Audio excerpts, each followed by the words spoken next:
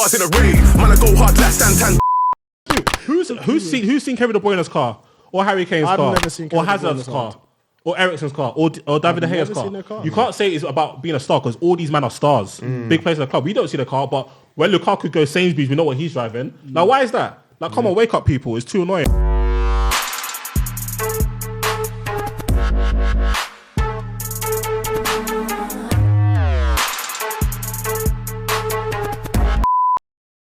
Good evening and welcome to another episode of Touchline Fracas.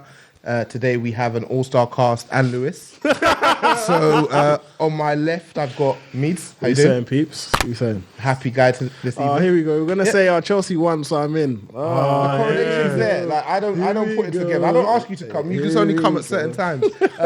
Disu. What's good? How you doing, man? Not bad. Yeah? Good evening. Good evening, sir. Lewis. Hello. Apollonia's favourite. How you doing, man? Listen, those Dr. Martens are giving you some Some what? He just got none with this. Yeah, there you go. It was back on you being rattled the moment he mentioned It's tough out here. It's tough out here. Comfy, man. nice to see you, Mariah. Anyway. Nice to see you too, sir. Good result?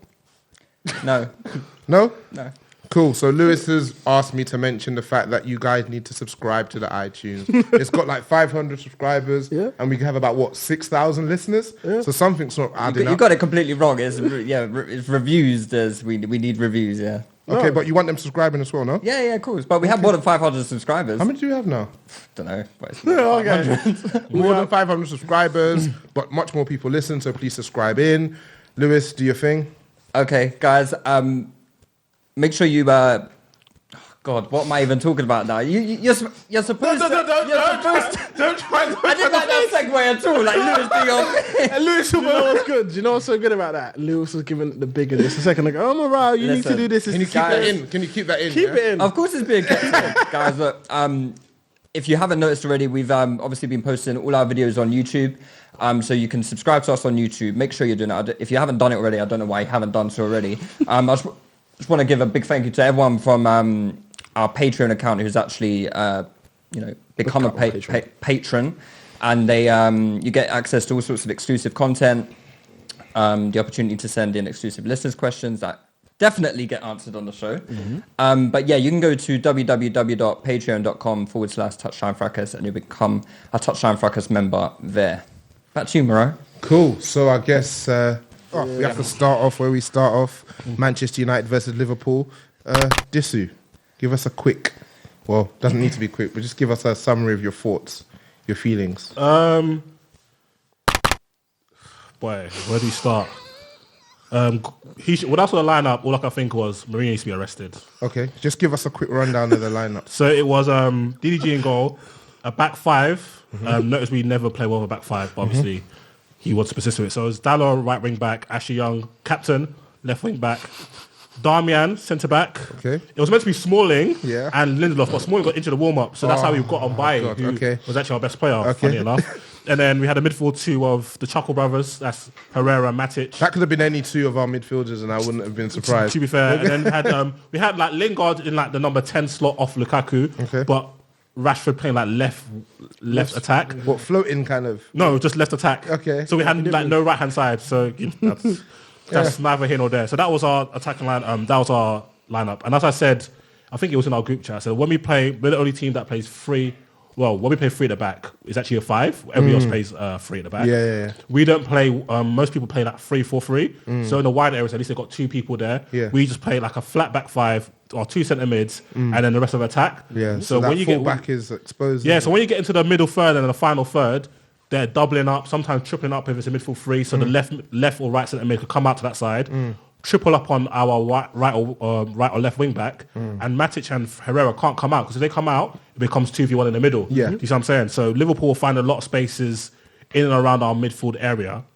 We couldn't retain the ball because obviously we don't have the talented players to do that, and we couldn't go direct. Every time I went direct to Lukaku, Van Dijk was just swallowing them up. Okay. So Liverpool got a very good goal. Fabinho sick pass to Mane, great run. He's playing now. He's probably the best player on the pitch. He played well. Him and Firmino were the best players on the pitch in my opinion. Firmino. Yeah, he played well. Keita didn't, but that's neither here nor there. We'll talk about that. I wanted to bring it up. You can get there before me, but I was gonna bring it up anyway. Sure. Oh, okay. Cool. Sure, Under go. duress, stay If safe. I was hosting, I would have brought it up first. But you're not hosting. We've got a good host now. Be easy, my dog. Yeah, but Get Mariah for your podcast. I should. Quality, innit? But all in all, it's a typical Manchester United performance in a away game. We come there with a very negative outlook, and our idea is we're going to try and restrict them. Hopefully, the opposition aren't firing, and we can benefit from a mistake. We did benefit from a mistake from Alisson, aka Mr. Better Than DGG. Wow. He Is made that why point. Ellis isn't on? That man there. That was just the opportune moment, innit? It just happened to, It's quite to fall funny, on though. the day that Liverpool. Yeah, so fans- Lukaku put a cross in, and it should have been easily gathered, but Alisson spotted that Lingard was there. He wanted to give a gift. Yeah, giving a gift. But then, obviously, second half, Liverpool pressing on. They hooked Keita, brought on Shaqiri, and he changed the game. You got two goals. Can I just Wow, so can I just Keita's touch on- direct replacement was the one who kind of... Yeah, but let me touch on Alisson for a second. I swear that's the second mistake of the season. I think that's I probably think that's the Opta most. released the stat. Yeah, he's made more mistakes than Karius and Like leading to a goal combined. Mignolet last season. Yeah, combined. So it's Already? fantastic. I told Liverpool fans their problem last season with the goalkeeper. They had like 12 league draws. That's nothing to do with the goalkeeper. That's your boys not scoring goals up front. But obviously Liverpool obviously put the pressure on the second half. Actually, I felt so just having loads of pot shots, and then Shaqiri came off with Keita. What happened? I think I it felt was like Mane 1v1 with Herrera on the byline. And guess what Herrera did? Dive in, dived of course, in. Okay. as you do. And then the ball managed to come to what's his name, Shaqiri, and it Took a wicked deflection. took a wicked effect, and his second goal. Was it took on a goal. target? What, the Yeah, initial they're It was both on on target. target. And yeah, I guess if you have 36 shots as well, like you're. They had 36 shots. Yeah, 36 or shots. 37. I didn't look at the stats. 36 Wow. shots, I believe. Yeah. Yeah, so it United was had like 5. it was just a game where like I'm looking at United fans and complaining about the personnel, but I'm like, hold on. You were saying that we looked better without certain man in the team. You're saying that these players try hard and they work for the shirt, all that type of stuff. So now you've played a team of quality, then now you remember that you need some form of quality. Like there was no structure on how we're going to formulate any sort of attack. No structure. If you've got Matic and if you've got midfield 2 against Liverpool's midfield 3 and their high counter press, how are we going to get out? And when we went direct to Lukaku, he was couldn't against the hold biggest, the Yeah. most dominant aerial threat in the league anyway. And there weren't even good balls to Lukaku most of the time regardless. No, but when he got it down, We got it's down, just he was what doing done this with it. anyway. No, But that's nothing with it. but we know what Lukaku is. So we've seen this perform. How many times we've seen this away from home, going to big teams, long up to Lukaku. There's nobody near him. You get to possess. At home as well. Oh, we don't do that. We don't go as direct to him as home against big teams. You see what I'm saying? That's But- what Arsenal you did when he came on. Oh, Yeah, but that's I even because you're forgot he even trying to came win on. the game, isn't it? I even forgot he came on. But yeah, man. But that's your plan B, though. That was the It's just plan B. it's another terrible performance. We're now 19 points behind Liverpool within 17 games. We're 11 off the top 4. We have a minus goal difference, but somehow people are still talking about not spending enough money, even though we spent 400 million. The guy had 3 pre-seasons, and we have the second highest wages in football. But apparently, the product on the pitch has little or nothing to do with it. Can we talk about the comments before the game now by obviously Gary Neville? What's he saying No, now? but he was saying quite a few things. Especially during the game, when you look actually during the game in terms of commentary, he was saying, I just don't know what the formation is. I don't know how they're playing. But he refuses to Blame Jose. blame Jose. Yeah. He refuses, like the opportunity is there. He had opportune moments to just say this is because of Jose. But because he's so wrong and strong, and he doesn't want to criticize the manager because it's what he's been brought up on. Yeah. Don't criticize the manager. You can't criticize Manchester United manager. Yeah. He's refusing. So it's almost like So what he's who not- did he criticize instead? no one. Oh, He just players. remains on a baffled tone throughout his commentary because he's like he wants to criticize Jose, but he just can't. He said, you look at the midfield of Matic, Fellaini, and Herrera, none of them could passable. Whose fault is that? Who's playing like, them? whose fault? Who's Whose playing fault them? is that? But Who's playing them? He refuses to. He's like, well, then he starts talking about the quality, the lack of quality in the team. Again, who It's plays just them? like, whose fault was that? And even for the first time, a commentator picked up about United's right hand side. He's like, he starts to dig at Lingard. So I don't understand what Lingard's doing, but every person who plays on that right hand side comes inside and drifts. That's instruction. instructions. Whether it's Lingard, whether it's Mkhitaryan in a pass, whether it's Rashford, whether it's Sanchez, always whether it's do Juan that. Mata, Yeah. they come in and drift in. We leave our right side completely isolated, and every team we play knows this, so they always double up on our left hand side because that's the way we play. Yeah. So I don't know. Gary Neville's credibility for me is rapidly dropping by the day. Yeah. Because he refuses to call out the obvious. He want to talk about players. Before the game, he was talking about Jesse Lingard. You know Jesse Lingard, he had the launch of his clothing line, and then he had like little baby performing, all that type of stuff. Yeah. And also on his birthday week, he was like, I know you're launching a clothing line. I'm not going to be against it, but do it before Liverpool. Do it before Fulham, not before Liverpool. Yeah. Like, you don't have to book people in advance. You know what I mean? Like, you don't have schedules. He's like, oh, is it going to be a distraction? Jesse Lingard have to score a goal. Jesse Lingard performed quite well today. He was one of United's better players. So it's just one of those the typical type of agendas. Like, oh, you need to put 100% commitment into football. It's what it's doing. Yeah, it's almost like you say, for example, when you finish training, like. What do you do then? Like, really and truly. It's so played out and boring. It makes no sense. And it's no different than what the older guys you were are doing. going to training every week. You're going to training every other day. You're going to the gym. You are training. You are practicing. You're staying behind for training. Lingard does that. Rashford does that. They do that. What more do you want them to do? I'm trying to understand. It's clearly racially motivated because the same level of criticism and like over analyzing of people's social lives is not done to the same to non-black players often enough. Because why are you talking about Lingard? And Roy Keane says stuff like all these players are hiding behind girlfriends, tattoos. I'm thinking, what is this? What's he talking about? What is this person talking about? And then you get all the. I don't know what it is with British people and their infatuation with Roy Keane. Just beta males. Like, why? If Roy Keane was here, who cares? Yeah, like, Roy Keane was here. You get some of these players who come from the roughest streets from all over the world. Fergie would never allow it. About Roy Keane. Like, who's Roy Keane stuck it on? Like what is his track record? Honestly, like. People talk about him like he's some beacon of professionalism. This is the person that ducked out of Ireland during the World Cup because he got into a bus-up with the manager. The person who said he was going to break somebody's legs went out and did it. The person, when he was the same age as Paul Pogba, he was digging out. He was going.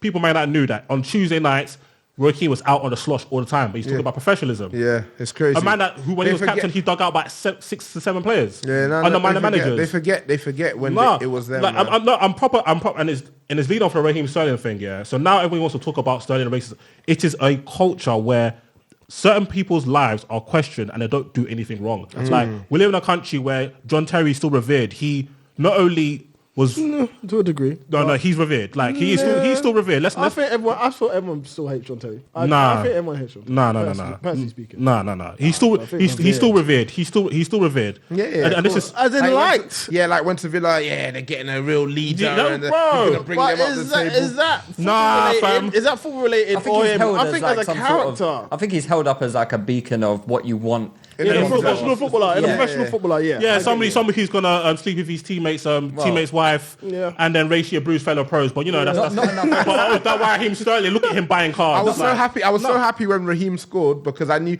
if he put in any sort of iffy performance this weekend, after what Pellegrini said, where he was like, just focus on your football. See.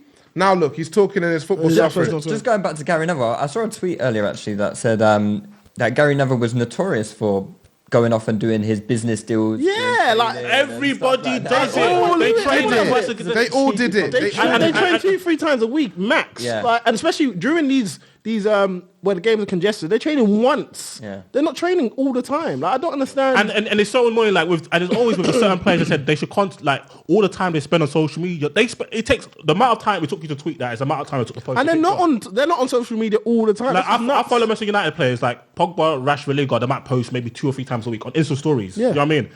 Like. What they do off the pitch got to do what they do on the pitch? Like you saw the Lingard, and most of the time it's actually after training. That's what's so funny. Most of the time they're posting after training. They're not even Pogba got into a bust up with Mourinho because Mourinho was angry at him because he did double training sessions on his own and he injured his thigh. That's working extra hard. Memphis Depay had he had like an article out in the Times when he was talking about how like after training he used to like train with Ryan Giggs to get his left foot crossed at some point. Okay. He was talking about how obviously. Yeah, obviously that's my guy. He was also talking about, remember like he had this image as a party boy, not serious. He's like in 18 months in Manchester United, I went out once. Partying is not my thing. He said it was shit as well. Yeah, he said it was rubbish. But obviously the Manchester Nights are a bit. You have to catch Manchester. Maybe the babes them and the music not true. Manchester's lit still. Yeah, but you went up We'll talk about that after. But like me personally, I'm tired of. So when you see the Raheem Sterling thing, which we're going to talk about, everybody's so surprised. I'm not surprised. When you have a culture where you question the integrity and character of black players for just doing normal things that millionaires will do. Like nobody's even committing crimes. Like they're just buying cars. If you're earning 100 grand every week, do you want them to drive a P-Reg Corsa? Yeah. Like what do you want them to do? It's crazy. Like It's what do you want them crazy. to do? Who's seen Kevin De Bruyne's car or Harry Kane's I've car never seen or Kevin De Hazard's Bruyne's car? car. Or Ericsson's car, or David De Gea's never seen their car. You can't say it's about being a star because all these men are stars, big players in the club. We don't see the car, but when Lukaku goes Sainsbury's, we know what he's driving. Now, why is that? Like, come on, wake up, people. It's too annoying. You talk about man's haircut. How long does it take you to get a haircut? Maximum an hour of your barber's doing mad detail. Yeah. Like, come on, man. This is ridiculous. Yeah, it's nuts. And then you had after the game, even though he didn't play, Souness was talk talking about about Pogba. Pogba's attitude. Souness But you know, has as soon as I know, but it's He not has just. it out for But it's not Pogba. just Souness. I remember an FA Cup final, Phil Neville he even brought up Pogba's attitude. And the thing is, funny thing, every single coach or player, former and past, have always said that Pogba is like a proper. Even Jose Mourinho. Even Jose Mourinho, I've always said that he's a proper trainer. He's got a good attitude. He's a good lad. You know what I'm saying? See what I'm saying? Like all these players, Memphis, Mourinho said the same about these players, but. Because they're black players and they don't conform into like, hey, we're not going to say this thing, we're not going to do this thing, we're not going to be outlandish. There has to be an attitude problem. Yeah, we Yeah, always that's has to be. basically. When certain man are out you here, better behave and do what we want. or you're certain in England trouble. legends are out here uppercutting man on CCTV footage. It's fine. Yeah. Certain England legends are impregnating people's wives and racial abuse, and it's fine. Yeah. But Sterling can't go to Primark. Like we have to question his character. Oh, don't talk. Nah, it's too much. So to me, there's no surprise that we're gonna have Sterling got what happened to Sterling? What the week before? So Aubameyang. What happened to Ryan Brewster? Was that like 2 months ago? There's gonna be somebody else in 2 weeks, and there's gonna be a big hoo-ha again. But nobody's really gonna care. Yeah. Where in football have we seen evidence that if you commit a racially motivated crime in football, that there's severe punishment? Where you get like a £5,000 euro fine from And you play UEFA. behind closed 6 doors, game and max. that's about Yeah. it. Yeah. 6 game ban max. 6 game. And then you play behind closed doors. John Terry got. I think John Terry might have got 8 got games. 8 games. 8 games. Suarez got 8 games. But look at the reputation of Suarez and John Terry. It's more than Raheem Sterling's got a worse reputation than Suarez, who's bitten multiple human beings and spat at multiple human beings and racially abused somebody. And Raheem Sterling's got a worse reputation. Like, come on. What I wanted to ask you guys actually is like, not that the dust has settled, because I think it's important that we're obviously talking about it for consecutive weeks and not just doing it 1 week and then not revisiting it again. But how do you feel like the dust has settled, and are the conversations still commencing? And also, what do you feel like white journalists, I might be saying something a bit edgy right now, but That's edgy, you know. Shoreditch edgy, yeah. I read something that was quite interesting to me a few days ago. Something about like a savior complex, and it was like I'm not too sure exactly what it is, but I feel like there's white journalists coming out now and they're sort of like trying to paint themselves in the most pristine. We see all of you, Alright, dogs. We see all of you. So let me See-through, bro. get onto this, because there's a definite disingenuous behaviour amongst white journalists. We've been calling it out for a long time. They've been reluctant to speak on it. This is the thing. It's not even just white journalists. It's just ex-pros. They've been saying that, oh no, we've experienced this. I think Dan Levine is getting a lot of stick from Chelsea fans now, because apparently he said for 34 years this racism's been happening at Chelsea, but he's not said anything up until this point. And Dan Levine is one of those pundits or one of those journalists that have a lot of racist ideals and he just says a lot of borderline racist comments. This is him. So I just have no time for him. He's trying to paint himself as a squeaky clean, oh, I don't do anything, I'm in support of this. Many are doing it, and it's a disgrace. I look at so many of these journalists trying to use this moment that because Raheem's literally just brought out a flashlight and went boom in all of these journalists' face, and like none of them before said a word. And if they weren't saying a word, they were being complicit in the said racism and the race. Because the thing is with society, I believe that they tend to believe that racism. The general society tend to believe that racism, you can only be racist if you say racist insults. So say, for example, saying the N-word, saying anything. What happened to Sterling? Yeah, so what happened to Sterling? So what happened to Sterling? Say you black this, you black that, the N-word this. They believe you can only be racist in that regard. So what Sterling did literally showed that there's a complete Okay, he didn't even He take it. opened their eyes. Exactly. Yeah. He didn't talk about himself. That was so. This is why I champion Sterling so much. That he didn't even talk about himself. He literally said, "Okay, if you want to think that if you're going to try and use this excuse that okay, I'm a star. Sometimes I'm very inconsistent for England. Sometimes I miss chances for England. I don't perform it for England. If you're going to try and use that as a way out of why you're criticizing me, here's a prime example of two young players who are just starting their career who have no real." You have no pre-existing biases towards them. They're both starting their career, both very young, both on about 20, 25 grand a week. Both haven't really have any standing in the game. But here is how an exact act that's being done by both the players are depicted differently. Same news publication. Same news publication, same amount of money, £2 million or so, or roughly thereabout. Same act, buying it for their parents. This is how it's being depicted. One is being depicted very negatively, the other positively. It is you can clearly see it. And my problem with this week especially is that journalists have kept going back to Sterling, his treatment of the World Cup. They've been treating about how his transfer from Liverpool to Manchester City was depicted, but they're not focusing on what Sterling's tried to highlight. Yeah. There's a clear discrepancy in how the players of different origins, different colour, are being depicted. It's not just about Sterling. Even their coverage, even when you're talking about in footballing senses, like we've heard countless times when we're seeing maybe people from the not from Middle East, from Eastern Europe or Italy, how they talk about black players in their leagues of quote unquote lack of intelligence. We got comments when you see. I'll never get a time I was watching a game. Yaya Toure. He was just bossing his game. He wasn't even moving. Center circle. The ball came to him. Look at the power. He just outside the right foot, amazing pass, dropped right into Colorado's path.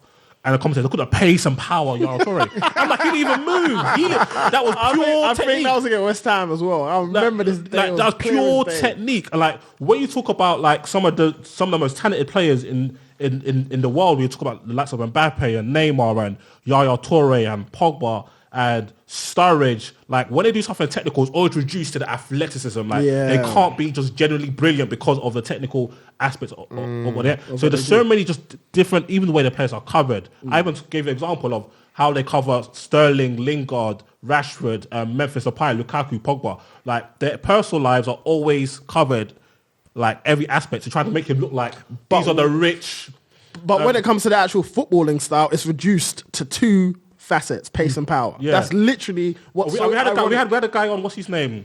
What's that guy? Kitson on TalkSport. My days. He was like, oh yeah, the racism that Sterling got was really wrong, but he brings it all upon himself. You got to have a duty of care. You bring it. I never knew how you could bring somebody calling you a black C word upon yourself, but that's not happening here or there. He said, because these players show like their cars and jewelry or types. First of all, if you're a millionaire, what do you expect these people to have? Where do you expect them to live in squalor? Secondly, why does that mean that you should be subject to a mistreatment? And it's not any different. Are people not also following Harry Kane on that? What Kitson said was so egregious. Why? I'm going to use your word.